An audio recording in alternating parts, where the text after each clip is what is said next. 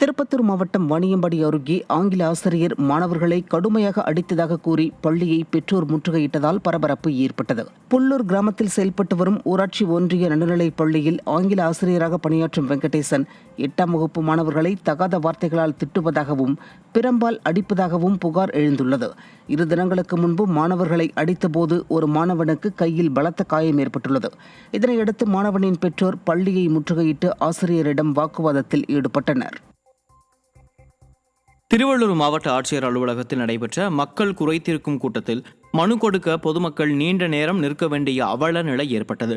மாவட்டத்தின் பல்வேறு பகுதிகளில் இருந்து ஆட்சியரிடம் மனு வழங்குவதற்காக வந்தவர்களிடம் மனுக்களை வாங்கி பதிவு செய்ய போதிய ஆட்கள் இல்லாததால் நீண்ட நேரம் காத்திருக்க நேர்ந்தது. விடியா திமுகவின் நிர்வாக திறனற்ற ஸ்டாலின் அரசு அனைத்து விதங்களிலும் மக்களை இன்னலுக்கு ஆளாக்குவதாக மக்கள் குற்றம் சாட்டுகின்றனர்.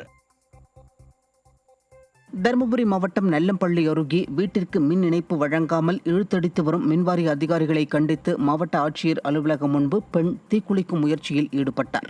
பழனி என்பவர் தனது பூர்வீக இடத்தில் புதிதாக வீடு கட்டியுள்ளார். அந்த வீட்டிற்கு மின் இணைப்பு கேட்டு ஆன்லைன் மூலமாக விண்ணப்பித்த அவர் கடந்த 2 மாதங்களாக மின்வாரிய அலுவலகத்திற்கு அலைந்த வண்ணம் உள்ளார். இந்த நிலையில் விடியா திமுக அரசு அதிகாரிகளின் மெத்தன போக்கால் 2 கைக்குழந்தைகளுடன் இருளில் இருந்து வருவதாக கூறி பழனியின் மனைவி மாவட்ட ஆட்சியர் அலுவலகம் முன்பு தீக்குளிக்க முயன்றதால் அங்கு பரபரப்பு ஏற்பட்டது.